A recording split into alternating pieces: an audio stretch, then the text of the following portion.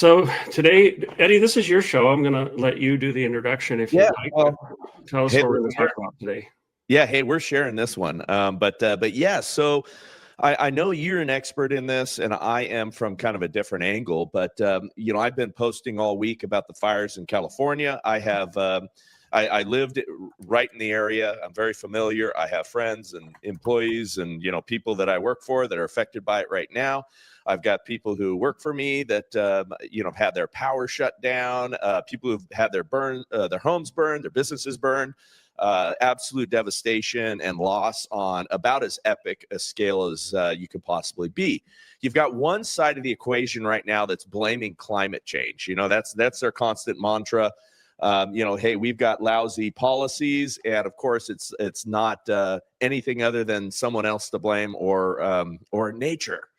And that's what we're dealing with. And that's just not simply true. What we're facing right now is absolute criminal negligence perpetrated on the people of the state of California by a out of control single party rule government that has been for years thinking we're all stupid, and the people who for hundreds of years knew how to manage the forest, manage our environment, clear brush, do backburns, all those sort of things.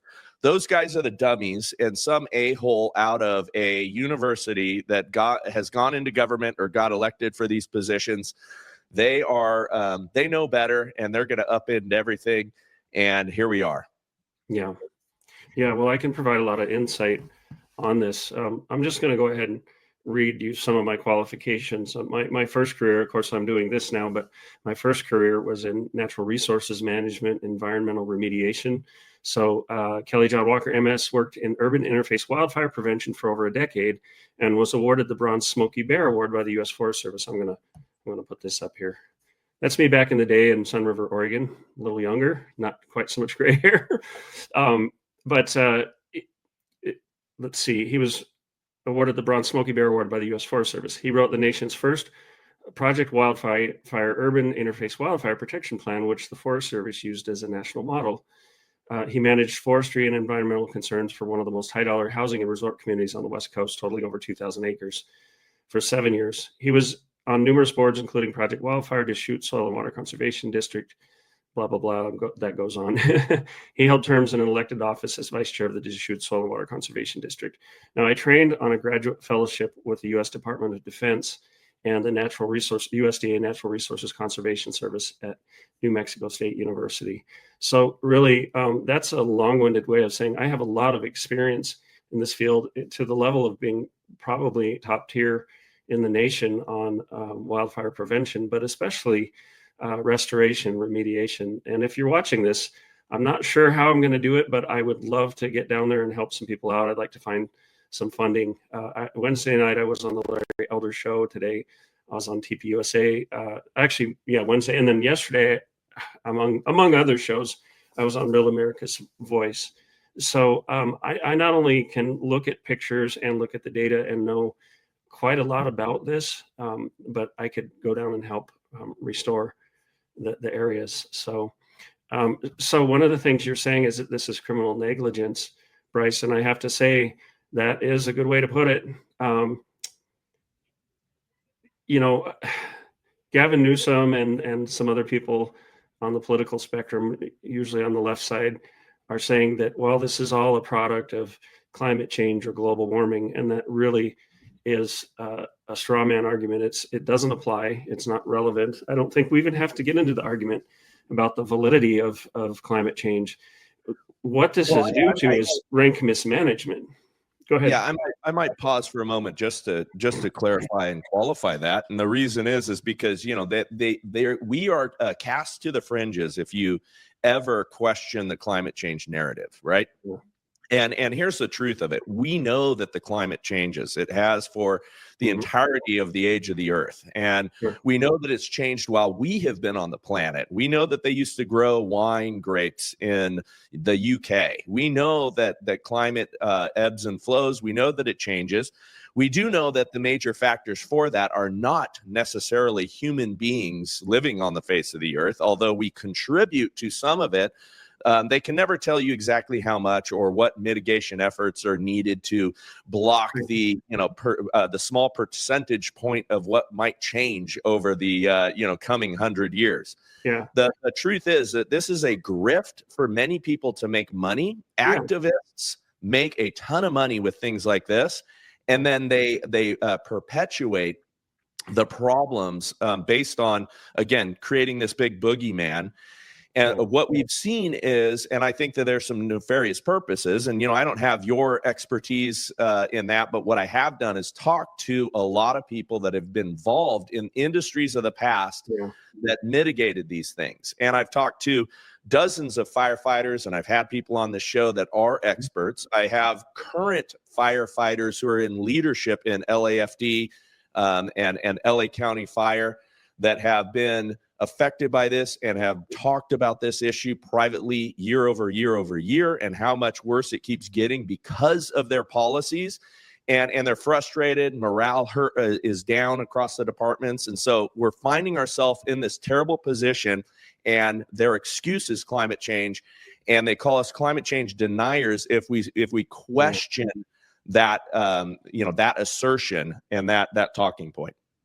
Yeah, you're quite right. I worked with fire departments, fire marshals, Oregon Department of Forestry, U.S. Forest Service, and all of those people know what's going on. There are fantastic professionals there, but what we have right now is the political machine churning. Look, the global change, climate change argument. Sorry, I'm looking something up as I talk here, but that argument is a moot point. Because, okay, let's give them, we do have an influence on the environment, on the atmosphere, but I don't, in my professional opinion, it's not nearly as great as it's stated. But let's grant them that. Let's say, yeah, we're influencing the climate.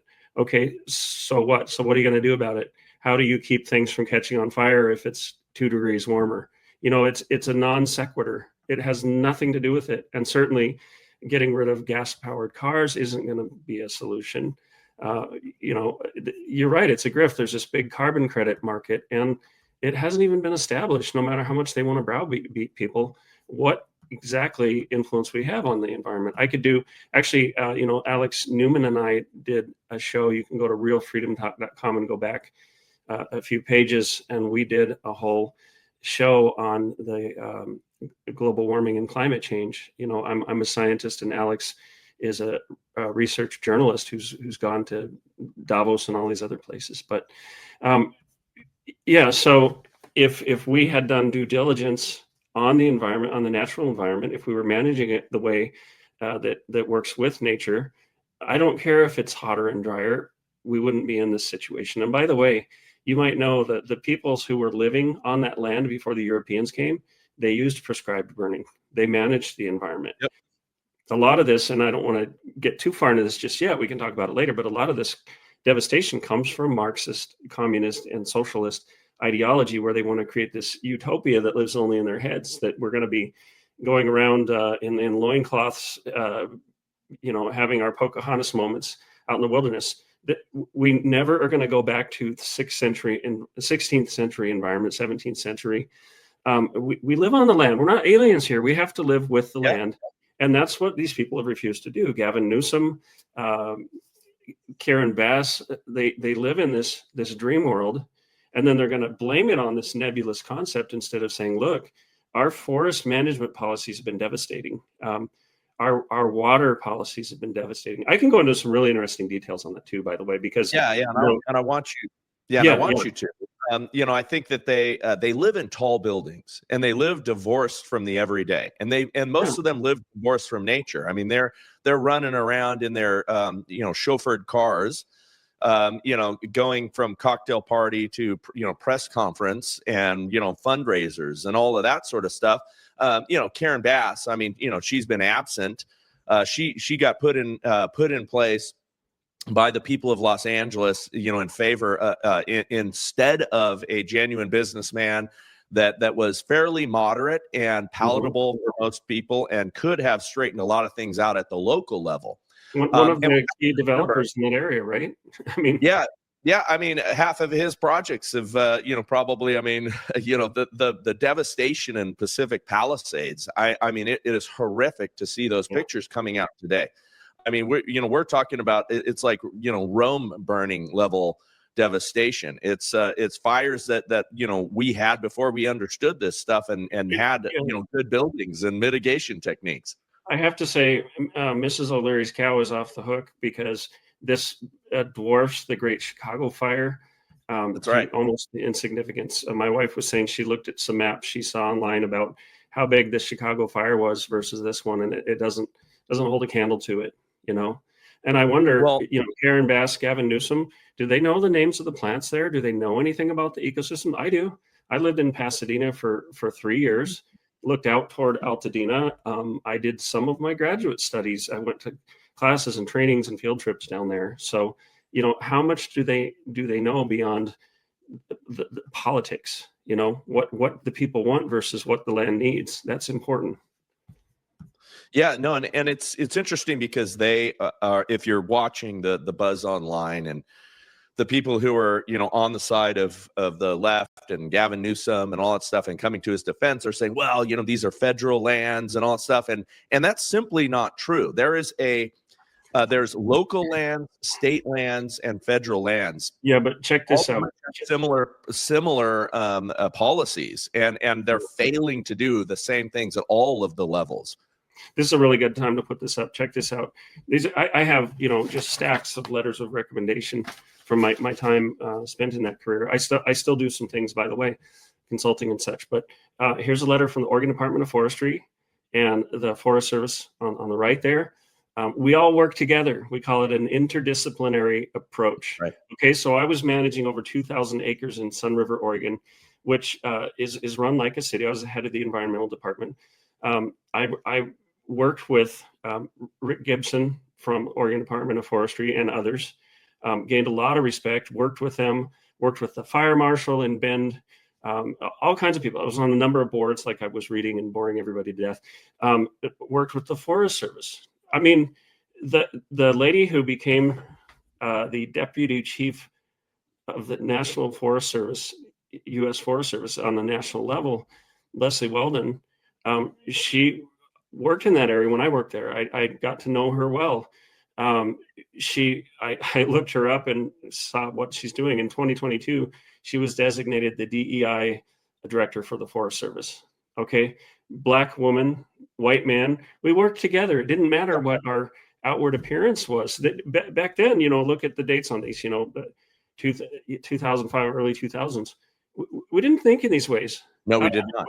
That was in the mix. Let me qualify that. It wasn't as extreme because everybody knew, like, if you're some minority, you have a much better chance of getting hired by the Forest Service. And I've had people tell me for jobs, well, we hired you, but we really wish we would have gotten a person of color. So it was there, but it's gotten so extreme. Like, I just knew Leslie as Leslie. I have a lot of respect for her, very skilled person. I don't want to insinuate at all that she was a DEI hire. She wasn't. She's very qualified. And I think we have to be careful about that. But we have policies now that aren't looking for the best person for the job. They're looking at DEI. They're looking at how do we fill these quotas and get this funding. And then the management of the ecosystem is absolutely horrible. Absolutely horrible. And I can go into that too. Yeah. Let's get deeper into it. I also want to talk, though, right now about one of the other issues that's bubbling up, which is the DEI hires at LAFD. Now, here's the truth about that. And I have very high-level personnel that I'm very close to, lifelong friends in both LA County Fire and LA City Fire. And the conversations that have gone on, which are truthful by people who are in these positions of leadership, and the data supports it, is that, in that particular fire department, there's less than 5% that are females. Their goal was to get some kind of parity and actually push to get half of the people on the department to be female. The truth about that job is it is a man's job. And here's how I know. Well, number one, very few women can actually hold up to the standards. Now, there are some that hold up to those standards and some that pass all of the standards to become a firefighter. and they are the exceptions, and not just a small exception. They are, one in a million can actually physically handle that job. Yeah. And so in order to, broaden their hiring there, they have to change the standards or lower them, and they have. Yeah. And well, then, and I worked a lot with the Sun River Fire Department. I don't remember one female firefighter, which isn't necessarily saying much. However, on the state forestry level, the wildfire prevention thing, there were a lot of females that were very, very talented, but they weren't the ones that would have to go out and carry a 200-pound person out of a, flaming house or something. Yeah, and there are women that can do that. I mean, for example, there's a particular gal that I know that is on the fire department now. Love her to death, respect her. She's right, but she should compete on a level playing field. Well, if she can pass the physical test, awesome. And this gal actually could for a time. So the fact about the female body is it is not built like the male body. And although you have these unbelievably strong CrossFit type women that just push their body to the limit, they have a much higher injury rate, and they have a much lower longevity. And so what ends up happening in the data, this we could be fact checked on, they end up going out on medical disability or workman's comp at a rate that is incredibly high. And they generally do not last in that job, because although they can, run their throttle that high for a time, and these are exceptionally strong and exceptionally fit and exceptionally capable women physically, but they cannot measure up to the beating a man can take. Well, and I'll tell you this, like, if you're a male and you want to work for most fire departments, you have to be in shape. If you don't pass the physical test, and I knew some firefighters who were not allowed to go in the field until they lost some weight or got better lung capacity or something like that. So this isn't purely sexist. It's just basically saying physically, are you up to the task? It's a very high bar. And as much as I like to, make fun of my firefighter friends for the job, because it's a great job, and you got to tease them. But it is, they are not just hanging out in the stations all the time. They are doing incredibly hard physical work, and when the crap hits the fan, you need somebody that can drag a person out of a burning building. And this, one of the hires, one of the assistant chiefs, I forget what her exact position was, is on camera when she's talking about carrying a man out of a burning building. She's saying, well, he shouldn't have put himself there in the first place.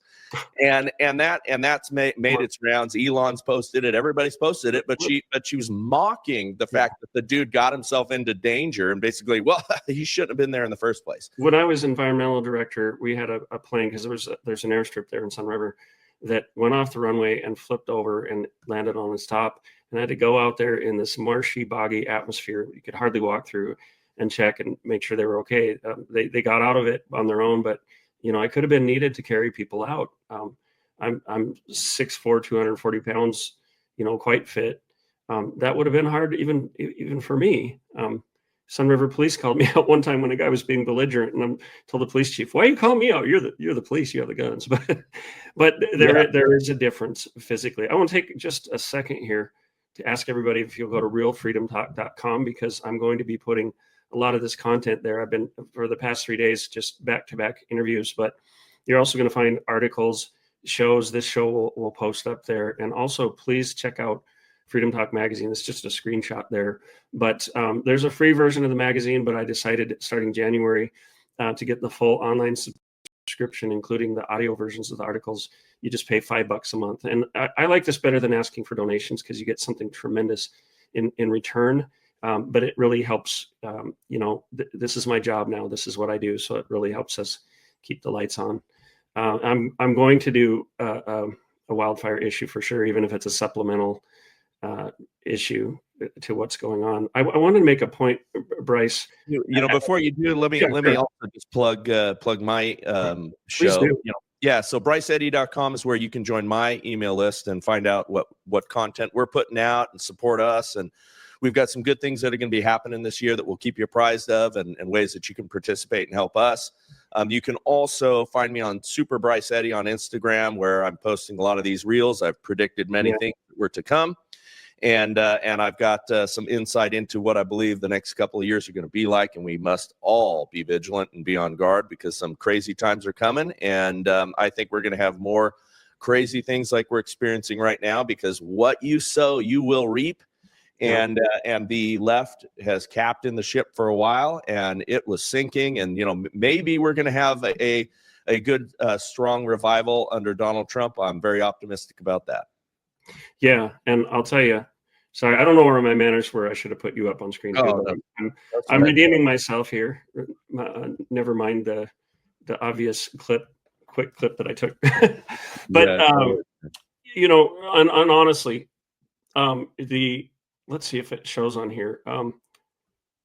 The January issue of Freedom Talk magazine is entitled "The Renaissance of Truth," and it's full of different authors. I write some of the articles. Eric Metaxas is in there. Joe Hoft, others. Bryce, I still have to get some content from you, because you have a very good mind. But good, I appreciate it.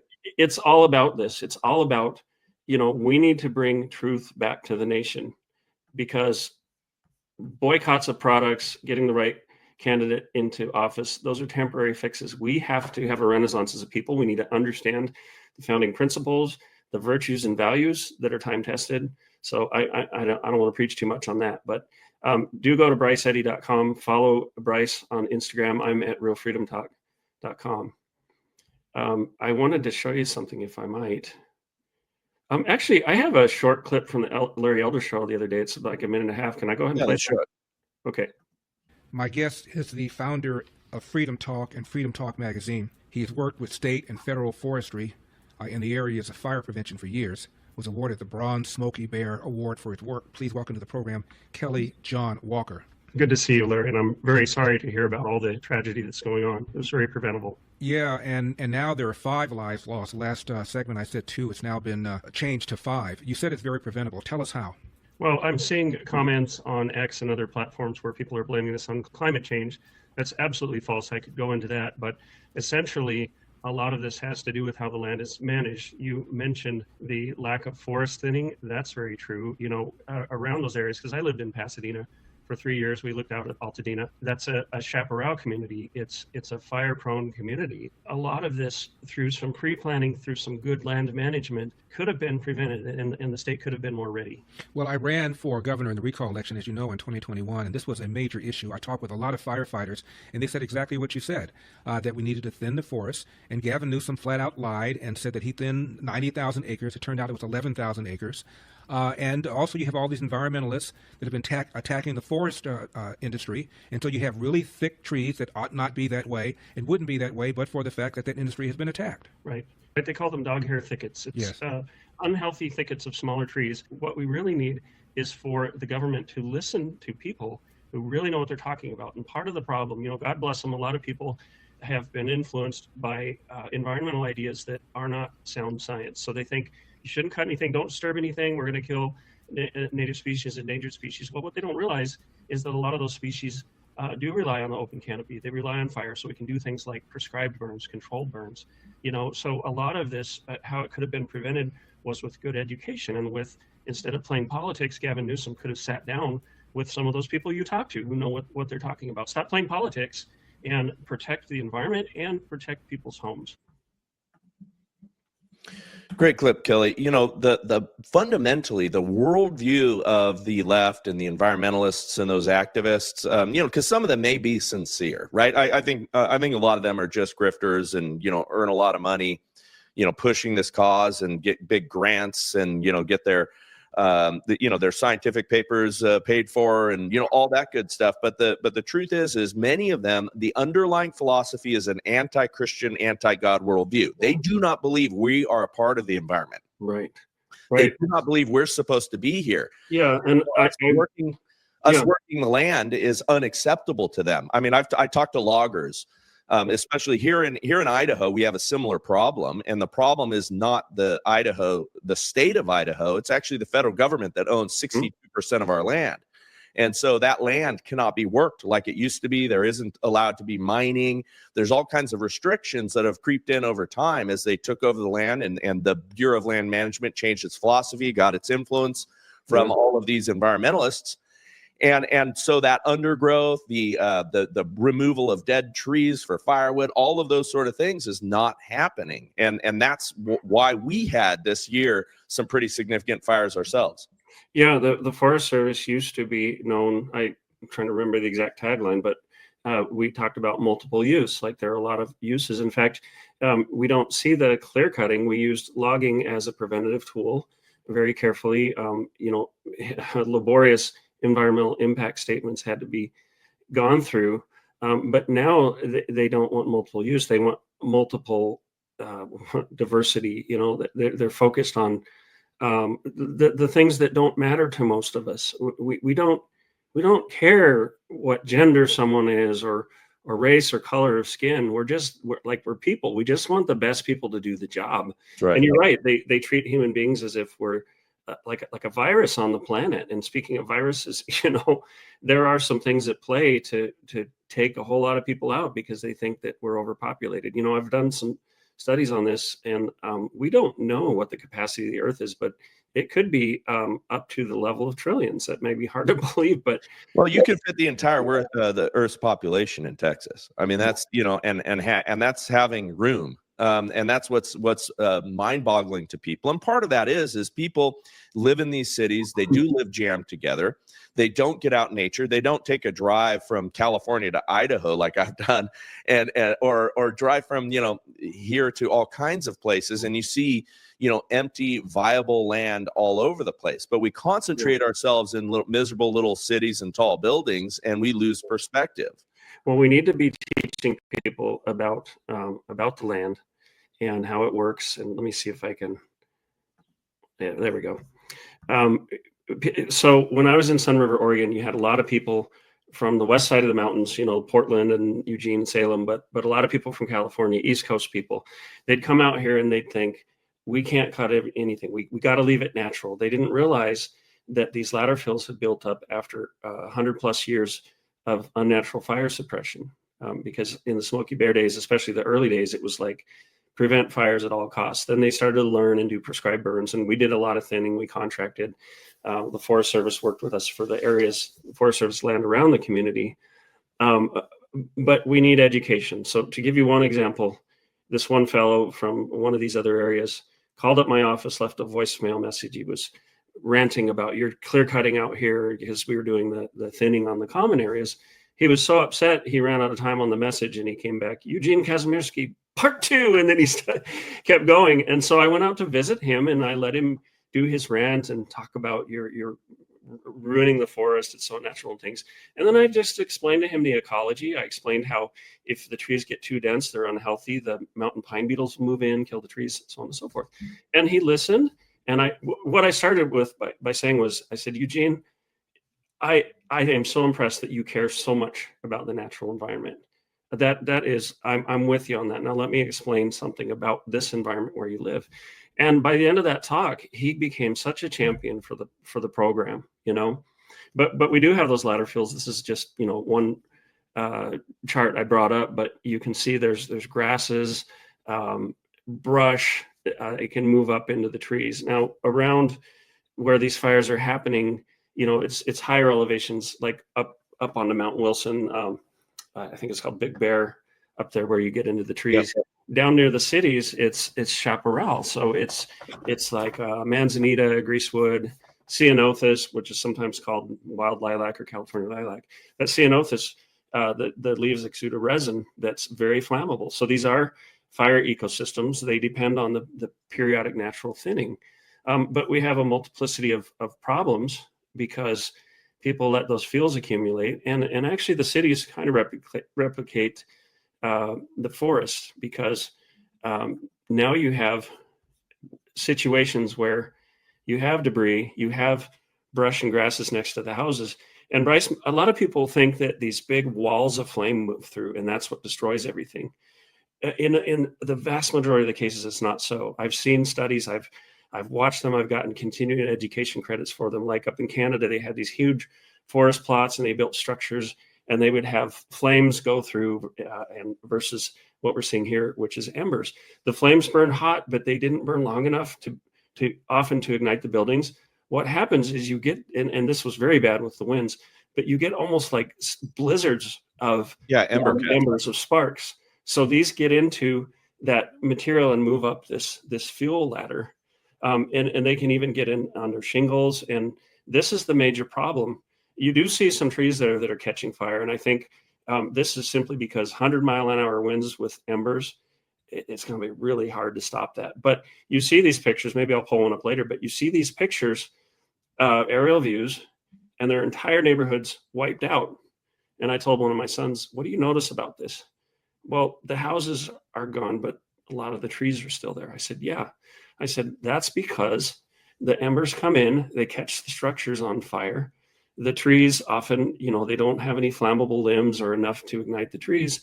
So the homes burn. And then people come in and say, oh, this must have been, direct, what do they call them? Direct energy weapons. Maybe, but I would first default to this, that it's the embers. And that's why you're seeing the trees. I think we need to look into all avenues, but I will say by default, that's going to be a typical pattern in an urban forest interface. Yeah, let me offer up another part to that. So that Embercast, there's a lot more issues with neighborhoods burning down that actually aren't in the direct line of a fire, right? Exactly. And a lot of it is because, we are prematurely and sometimes out of an abundance of caution and safety in many of these fires, having evacuation because of liability reasons, because of new policies again.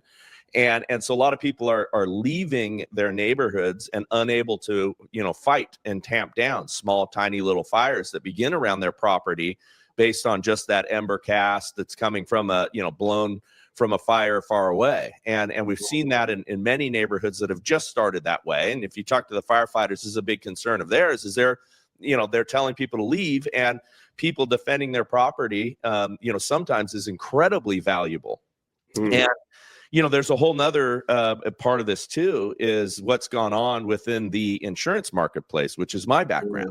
Yeah. And the entire insurance marketplace has been devastated by these various policies, right? And have been now, they're going to be forced to carry losses on things that they had canceled or non-renewed. That was just announced today that California is going to try to hold their feet to the fire by government fiat when they were chased out of California by these bad policies and unable to make their businesses work. And of course, people online are blaming them as the big corporations, but those big corporations are filled with a lot of hardworking people that are trying to get their salaries paid for, and these companies are trying to solve it in the name of these continued unforced errors and exponentially worse and exacerbated problems, with our whole structure here. Yeah, and I think sometimes that Marxist socialist mentality comes in, big bad corporations, and that's something I'd like to discover more. And certainly, a lot about that. I know people right now are saying, "Hey, a lot of these insurance agencies pulled out just before the fires. They find that nefarious and suspect." Do you have any thoughts on that? Yeah, no. I mean, what was happening was they were being, by the state, prevented from charging what it really actually needed to be. I believe that the state was the nefarious actor in this, not just based on the policies, but you got to remember even our insurance commissioner in California, doesn't believe in insurance, doesn't believe that private corporations should be doing this, without tremendous government regulation. They should not be being able to run their businesses. They should not be able to underwrite these things appropriately. I mean, insurance works because you do mitigation, right? Because you do the best to control the losses. You pool people together and you pool money with the expectation that in your group of insured buildings or whatever the insured is materially going to be, people aren't all going to lose. And so, everybody pools their money together. It's the principle of insurance. And, you're going to be paid back for your loss. And so what's happened is, because of the regulatory environment, because of the policies, even regarding building homes now and rebuilding, they were finding it impossible to even go through the process and build up to the new California codes and standards. And it was getting so expensive for them to do this, and they were having to charge so much, it became unprofitable. And so the carriers are pulling out because they couldn't make money, and California wouldn't allow it.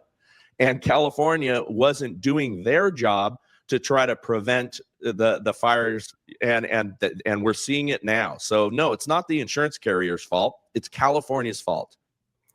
Well, I think, again, we're seeing scapegoating, and it is a political issue. I don't like it when people say we shouldn't make this a political issue. Of course, it's everything is. It shouldn't be politicized, or to CYA for people, or to promote one party over the other. No, you have good governance and bad governance. Oh, that's a beautiful picture. I had to laugh at that. But you see here again, the homes burned to the foundation, but the trees standing. This doesn't mean a big space laser went through. Yeah. It means that most likely those embers are to blame in the lack of defensible space. You also you see here homes in very close proximity.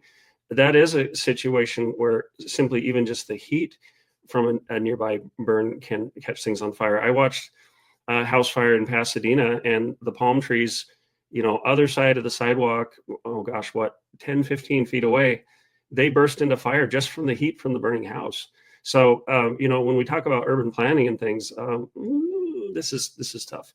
But you mentioned the water too, and something I'm hearing is, some of the politicians are trying to downplay that people's faucets weren't working, the hydrants were working. Well, it wouldn't have done anything anyway. Well, I beg to differ, because when you're talking about the fuels, what could you do with a garden hose? Are you going to fight against walls of flame? No, but you can soak down the flammables. You can soak down your roof, and it's going to help with those embers. It could help with the nearby structures burning, that you're not going to get that thermal ignition. So there's a lot of sorting to do here. And again, not to get too political, but for people to say, you shouldn't be attacking Newsom and Bass and others right now. That's exactly who should be on the hot seat. No, they are responsible. And that's why, I've titled a couple of my posts criminal negligence. That's what this is. This is bad policy getting in the way of good policy. I also said in a post, and I believe this, and we need to remember this: old problems require old solutions. We knew what to do. People that, they did not go to Ivy League colleges all the time, but they worked the land. Yeah. The understanding we've had about forestry management is centuries old. We knew what to do, and we were prevented by pencil neck geeks that work for environmentalist concerns. Yeah. We were prevented from doing things along the coast, like build desalinization plants so we have plenty of water, reinforcing our reservoirs, building new reservoirs so that our rainwater doesn't run out to the sea. We had years of plenty of rain where we could have stored these things. We needed to invest in infrastructure in California. I mean, this is the reason I left, was the continued mismanagement and the high taxes that we ultimately have nothing to show for. Yeah, absolutely. And somebody, CRT mom, I know her, she mentioned wood shake roofs have been outlawed since 2001. Yeah, when I was working in Sun River, they were prohibited there too, and people were retrofitting them. There is so much that can be done. I want to tell you something too in terms of policy. When we had this program, this plan that I came up with, and I combined some of my graduate knowledge of composting, I came up with a project and got a grant from the Forest Service to co-compost the sewage biosolids that were processed in the community with the wood chips and brush trimming from our ladder fuels reduction program. And so we ended up with all this great compost. They got to sell it, recoup their costs. Well, on the neighboring forest lands, you could submit for grants for different projects. There was one year, actually, I was invited to go meet President George Bush, and we had these large, devastating fires, plumes of smoke everywhere, huge, massive, it looked like a bomb went off. And one of those forest areas pretty near to Sun River, I submitted an application for a grant to take some of this compost and use it to remediate the soils, because what happens after all those fuels build up is the fire burns so hot that it not only burns the plants and down to the roots, it burns all the organic matter out of the soil. And Yep. if you know anything about soil science, that organic matter is key, especially in those sandy pumice volcanic soils up there. Everybody loved it, but one of the botanists in the Forest Service said, "Oh, no, we can't bring anything in from the outside." And then here's going to your area, you know, Idaho fescue, right? It's not just, it's a bunch grass. It's called Idaho fescue, but it's all over the West. It's native to Central Oregon. I wanted to put the compost in and then overseed with Idaho fescue. I'd done this so many times. I know how to restore the land. But we couldn't get enough seed source from right in Oregon. So we were actually going to get some from Idaho and other areas. This botanist said, no, we can't bring seed from outside of Central Oregon. And I'm pulling my hair out. And guess what happened? That area suffered from devastating runoff, noxious weed invasions. Okay, so somebody who did not, sitting in an office, having, who knows, do you even get out on the land? Have you managed land? Do you understand how it works? She exacerbated the problem. And this is just the kind of mindset. Let me tell you another story really quickly here.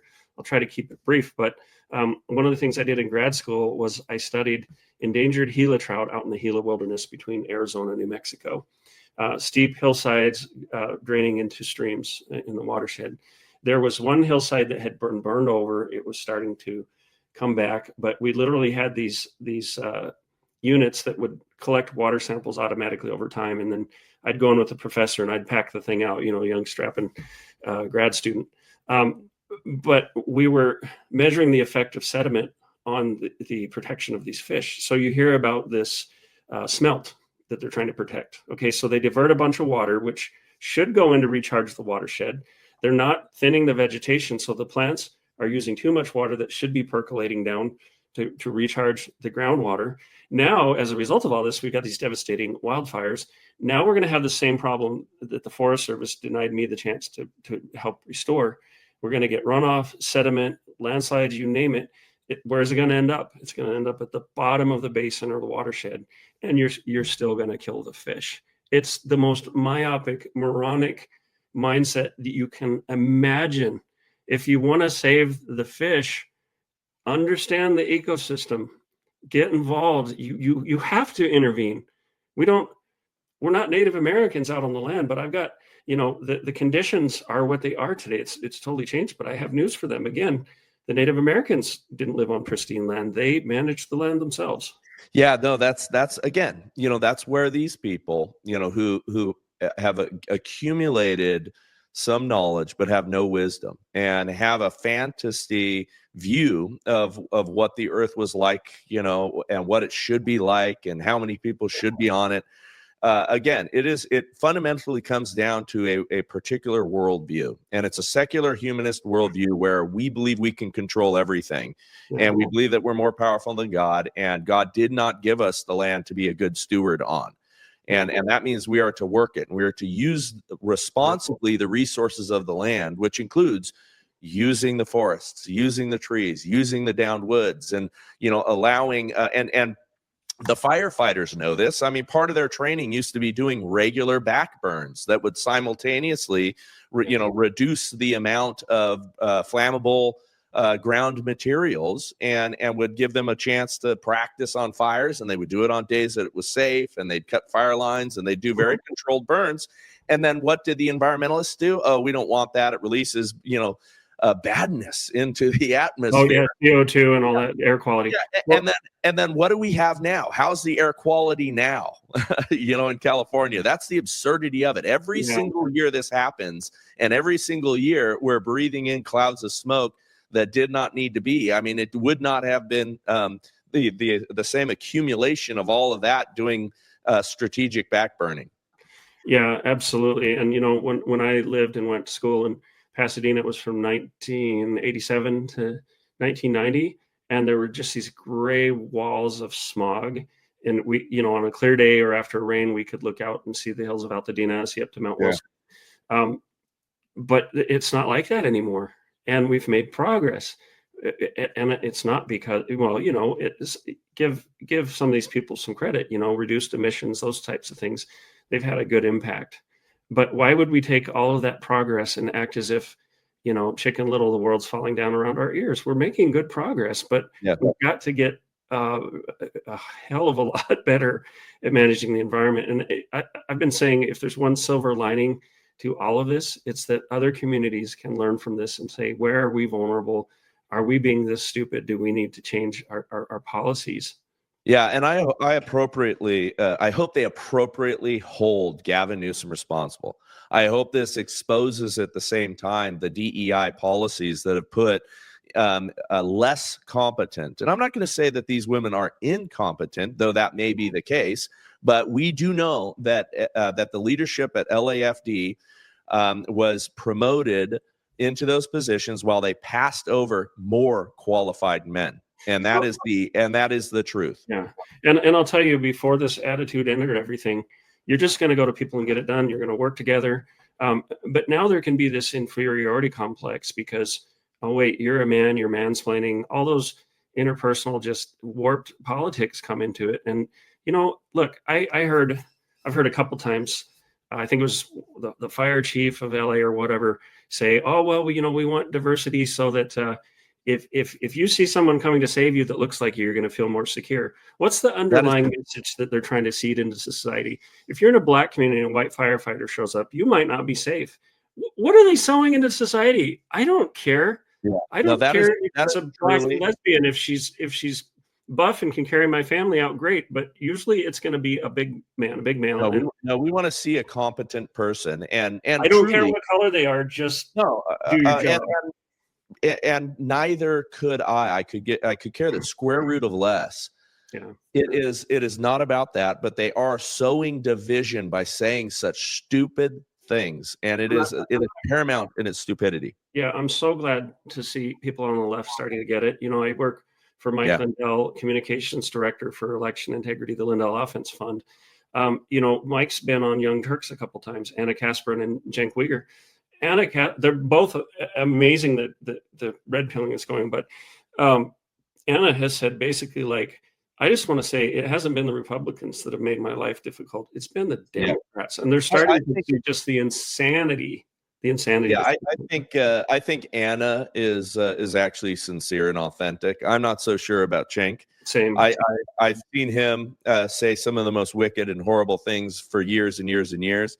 And I've seen him do a quick turn because he knows what time it is. I look at the Zuckerberg in much the same way. Like, he waits until there's no hope of the left winning the election before he turns honest. You know what, Zuckerberg, though? I'll offer a slightly different perspective on Zuckerberg.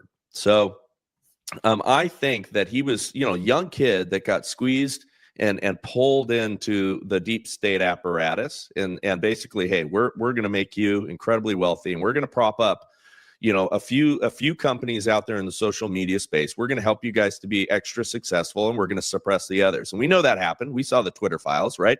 We know that that's the case all over the place. And this is a young kid. This isn't, if you read Elon Musk's biography by Walter Isaacson, I just finished it. You see how he is not motivated by money. And that guy is a damn the torpedoes.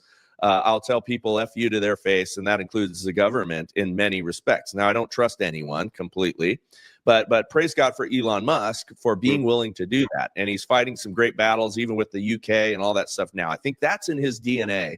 And Zuckerberg has had two things happen recently. Donald Trump, when it was an inevitable that he was coming in, Donald Trump put his arm around him now and said, I'll protect you from, your former masters. A new sheriff is in town.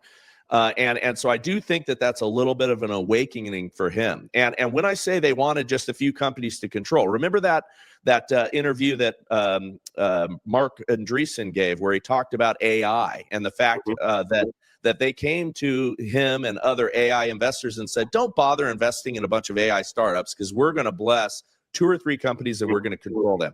That was what the left-wing government, the tyrannical government, looked at. That's what they intended to do. Well, that was over for Facebook now, and so Mark Zuckerberg feels released and free. I'll also offer one other reason why I think he's changing that I do think is authentic. He started training mixed martial arts and Brazilian Jiu-Jitsu. You had to go there. You had to go there. Yep. Well, but this is absolutely true, man.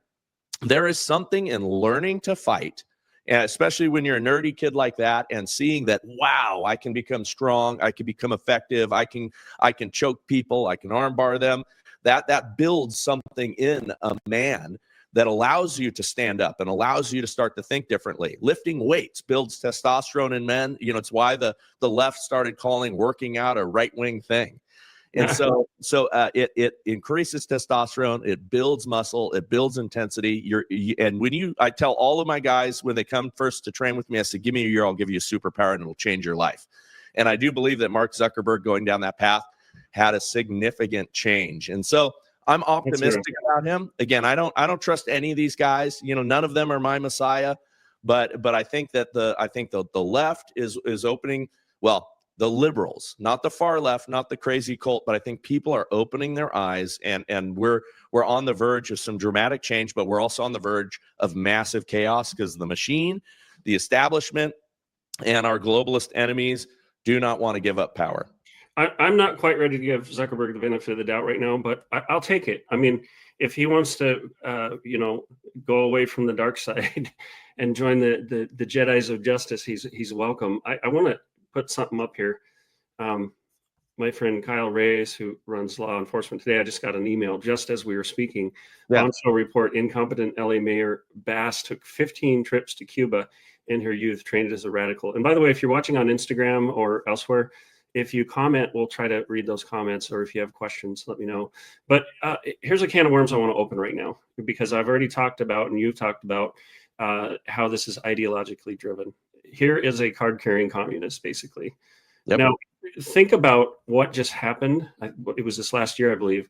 Xi Jinping visited California and was given all this fanfare. Look at this book here. This is a reprint, a translation, translated from the original People's Liberation Army documents. In fact, it is a telling book. Here you go, right here. Very telling. Okay. This type of thing, wildfires, is a weapon of war to them, because the CCP wants, make no mistake, they want to destroy the U.S. They want to supplant us. They want global hegemony.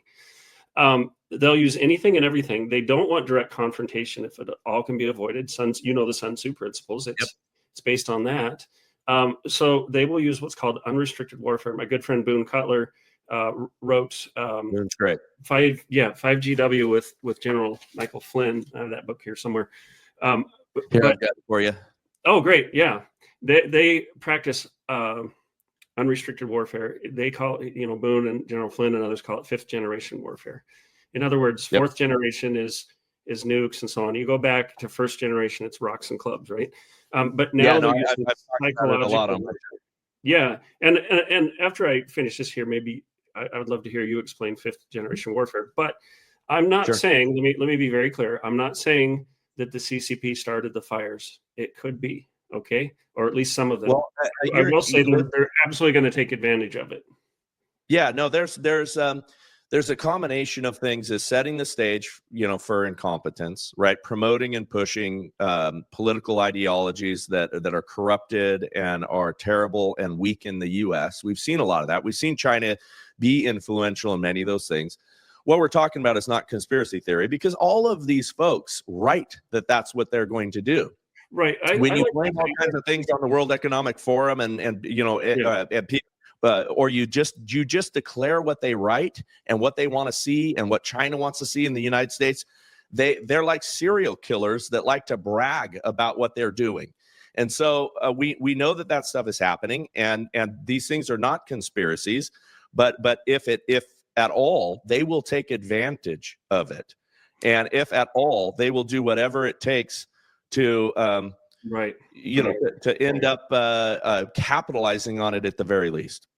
Yeah, it's an evil ideology. Apparently, we're seeing Antifa people spreading fires. I would like to change the language. I'm a small voice to say, let's start calling them at first conspiracy hypotheses. A theory, and this is the scientist in me coming out, a theory is very well supported by facts and data, to the point of almost being a fact. I mean, we still have the theory of gravity, they're always up for challenge.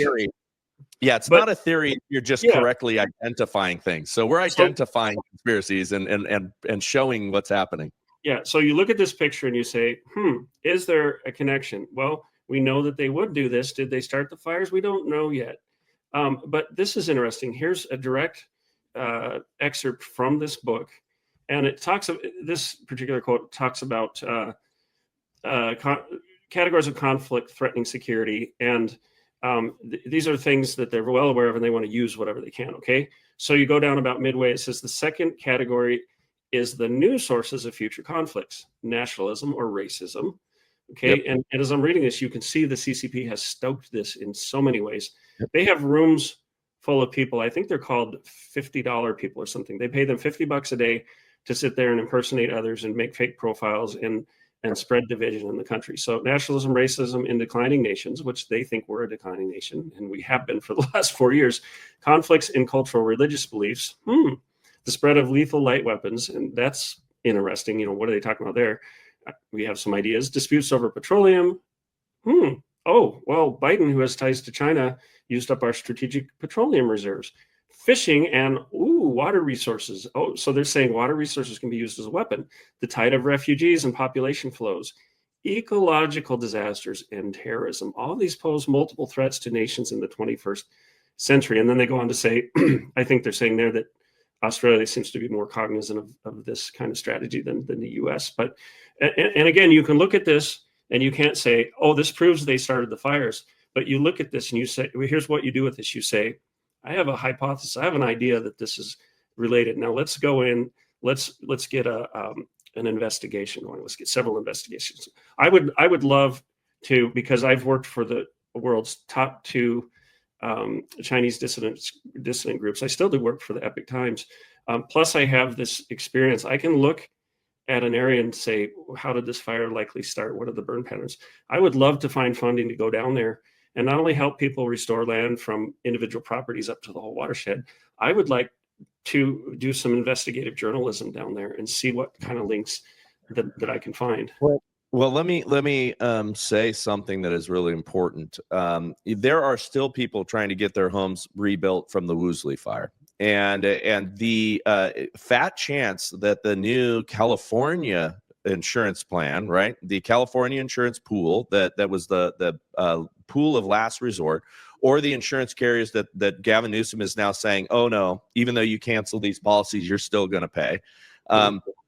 What are the chance that money is going to flow to the people who need it? The FEMA dollars. What chance is there going to be that these FEMA dollars are enough to take care of these folks? How many of these wealthy folks are just going to leave that area and leave whole neighborhoods for many years devastated? How are you going to get enough contractors that are competent to come in and do it that are licensed in California and can actually rebuild according to the new building codes and things that will be required? How is all of that going to work smoothly? It's not. No, it's not. It's going to be a mess. And obviously the nation doesn't have a lot of confidence in FEMA right now. I'm going to pull something up here that this conversation made me think about this. Go to realfreedomtalk.com and look up this article because it's a pretty key article. And I have sources within the Border Patrol pretty high up, and I've been able to pass on information to Steve Bannon, to the Epoch Times, to Real America's Voice, you name it. And we know what's going on. We know what their strategy is. We have our eyes on the ground. But for instance, this article is showing and using unrestricted warfare to talk about this, how it's not the migrant crisis is not people seeking asylum. It's an orchestrated invasion. It's a weapon of war. And now we have some of these people who are out starting fires. And I don't want to be alarmist, but I'm very concerned at how infiltrated our country is on so many levels, you know. Yep. And we need to take this very seriously. And people need to understand, Bryce, as you do, that we're not looking to avoid World War III. We're in it, and we've been in it for a while. It's exactly right. Yeah, well, that's every possibility that these wildfires were being used as a weapon of war. Now, somebody on Instagram, Bryce, said, constantly, consciously one, said, explain fifth generation warfare, please. All right. So, hey, I'll do it real quick by going through the generations of warfare. So first generation warfare is like Braveheart, run across the field from each other and hack each other with swords. It is close contact, very physical, very awful eyeball to eyeball form of war. Rifling made technology of distance possible, and that's where you get in Generation 2 warfare. Think of the Civil War, shooting across each other, from a field. And the more our technology improved, the further and further that distance can be, lobbing bombs at each other. World War II entered in Generation 3 warfare, which included the bombing of supply lines, the destruction of industries that supported the war. It introduced, dropping leaflets and the early forms of psychological warfare and things like that came in fourth generation warfare. But by the time we get to fifth and sixth generation warfare, what we have is we have lawfare, we have political warfare, we have attacking the enemy's ideals, we have the things that China is doing, where we know that they're undermining us with those $50 posters and people that are doing all those things behind the scenes. We have them ginning up divisive topics like racism. We have them putting in candidates and people in our country through various means, and all of our enemies have done this to us on a global scale. But, you think of the outside money that George Soros has brought into this country to destabilize us. That's a form of fifth generation warfare, when he's putting in place DAs in cities that won't prosecute crime. It's all to destabilize. And the goal is for them to be able to take us over from within, or at the very least neuter us, so that we're no longer a power on the world stage. Cyber warfare. I mean, the examples of all of this stuff are very complex. They're very nuanced. And there's no clear front to a war like that. It's all decentralized. You could be fighting against your neighbor. It's one of those things, though, that is the most dangerous style of warfare, and it's something that we have been in for now, I think, many, many years. And eventually it does go kinetic, and eventually violence is the kind of final answer to some of these things. Yeah, and the Sun Tzu principle that China is so good at is basically the ultimate victory is winning without having to fire a shot. That's right. If you go to realfreedomtalk.com, there's a number of articles. There's shows that I've done with you, Bryce, that I've done with Boone Cutler on these topics. Let me pull up another slide here. You might have to do a little searching, but go look for these things. And by all means, subscribe to Freedom Talk Magazine for just $5 a month. It helps support the work that we're doing. Just go to realfreedomtalk.com and find the Freedom Talk Magazine page. But what we're doing with Freedom Talk Magazine is really not just reporting the news, but taking a deep dive into why things are the way they are. So that when you see things happen, like when we see these wildfires, when we see the border invasion, there are some of us who saw these things coming from a long ways away. And how do we approach these in terms of the founding principles? Why do we believe what we believe, virtue-wise? We have themed issues on various topics. Defiance, restoring the republic, rescuing freedom. February is going to be all about love, sex, and relationships. We're going to talk about why do we believe what we believe about those things. So I just can't encourage you enough, and send your friends too. Go to realfreedomtalk.com. Go to bryceeddy.com. Bryce and I talk a lot together, and Bryce has really been great in contributing to some of the shows. In fact, I'm going to look up one of those recent shows and put that up there on the screen. Yeah, I've got, I took a little bit of a hiatus over the time of AmFest, and we've got some great shows that we did this last week. I've got some awesome shows that are upcoming. I've been able to get a few, left-leaning people on the show recently. I've been able to get some conversations, trying to get clarity versus agreement, and have some interesting things with people whom I disagree, and I also go on a lot of other people's shows, and we'll be doing some really exciting thing this year. So yeah, pay attention to my email list, and follow me on Super Bryce Eddy on Instagram, and Bryce Eddy 1 on Twitter, or the artist formerly known as Twitter. Yeah, for sure. And it's so very important not to just know what's going on, but to understand why. That's why right. are things happening the way they are? Otherwise, we're just going to repeat patterns of history, and the enemy's going to win. They're counting on Americans not to be educated, not to be informed. You all probably hear about PSYOPs, psychological operations. If we're ignorant of their plans, if we don't know what the foundations of our culture, look, the best way to fight against them is to really recapture our culture and become Americans again and stand for what we stand for. Because one thing that I really like to say, Bryce, is, people are I see a lot of people on the left and right going toward communism on one side, fascism on the other side. We're neither. We are Americans, and we kicked both their butts, to censor this a little bit. And That's right. We offer something better. So what Freedom Talk Magazine is doing, what you and I do on a daily basis, is reseed the American Republic with the ideas and the ideals that make us strong, and showing that we do have a great country and a great system, and we need to get back to those founding principles. It's so important. That's right. Well, hey, thank you, brother. Thank you for doing this little joint show with me. Thanks for putting it out over live. I hope the audience enjoyed what we had to say, and stay informed. And with that, to God be the glory. And I think we're out, right, brother? Absolutely. Sounds great, Bryce. Thanks a lot. Have a great weekend. And everybody, make sure to follow bryceeddy.com. Share your gratitude, your comments, your questions, your complaints, whatever it might be, and go to realfreedomtalk.com. We'd love to hear from you. Talk to you soon, guys. See you soon.